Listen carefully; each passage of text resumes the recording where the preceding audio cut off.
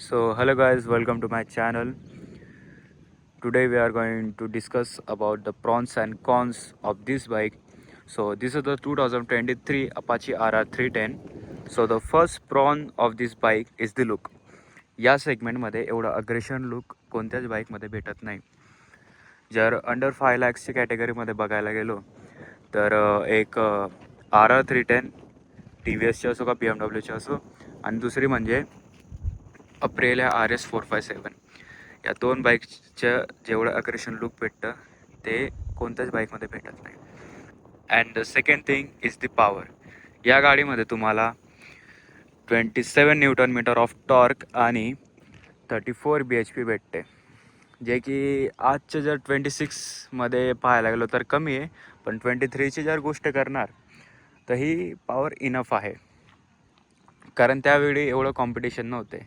आत्ता जर बघायला गेलो तर खूप सारे इचॉन बेटर बाईक्स आलेले आहे, जसं NS 400 घेऊन घ्या, जेन 3 ड्यूक 390, अजून भरपूर सारे बाईक्स आहे.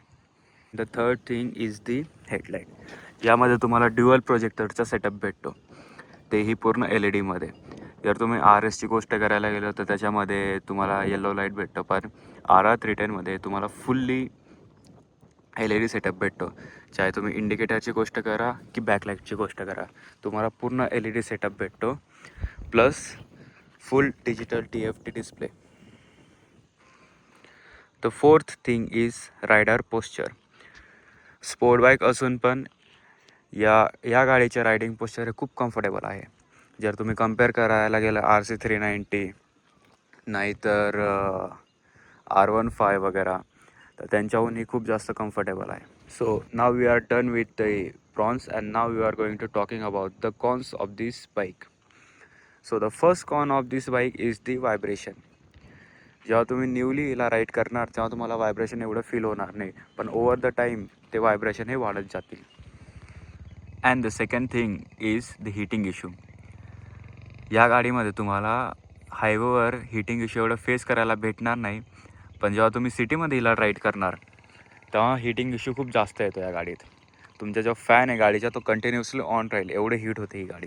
The third thing is the pillion seat. या सेगमेंटमध्ये सगळ्यात जास्त अनकम्फर्टेबल सीट ही या गाडीमध्ये भेटते RR 310मध्ये. जर तुम्ही कम्पेअर करायला गेले RC सोबत तर त्याच्याहून बी जास्त अनकम्फर्टेबल सीट ही या गाडीमध्ये भेटते. या गाडीची सीट एवढी अनकम्फर्टेबल आहे, तुम्ही शॉर्ट डिस्टन्स तर कवर करू शकता मागे बसून, पण जर तुम्ही लाँग राईडची गोष्ट करायला गेलो अबाव 50 किलोमीटर्स, तर या गाडीवर ॲज अ पिलियन जाणं हे इम्पॉसिबल आहे. So yes, here are some pros and cons of this bike. I hope you like this video. Don't forget to like, share and subscribe the channel.